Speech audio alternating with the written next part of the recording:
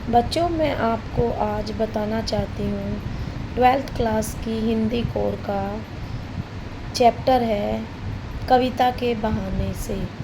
इसमें जो कवि हैं उन्होंने बोला है कि कवि के मन में जो कविताएं आती हैं निकल कर, वो उड़ती हुई चिड़िया की तरह होती हैं भावनाएं। जैसे चिड़िया आकाश में उड़ती हैं, ऐसे ही कवि के मन में भावनाएं निकल कर आती हैं। चिड़िया उड़कर एक स्थान से दूसरे स्थान, एक घर से दूसरे घर जाती है, लेकिन कवि की कल्पना कहाँ तक चली जाए इसका कोई और छोर नहीं है। दूसरी बात, कवि ने इस कविता में बोला है कि जो कविता है वो फूलों की तरह होती है।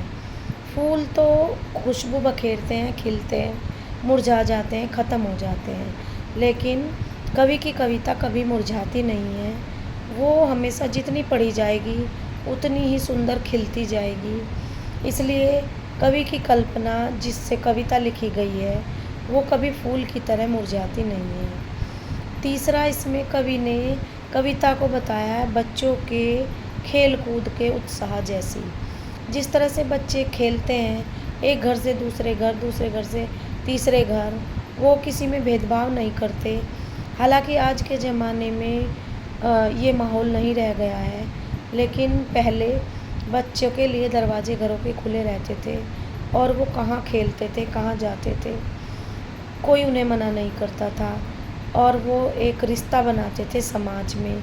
इसी तरह से कवि की कविता है बच्चों के खेल की तरह है।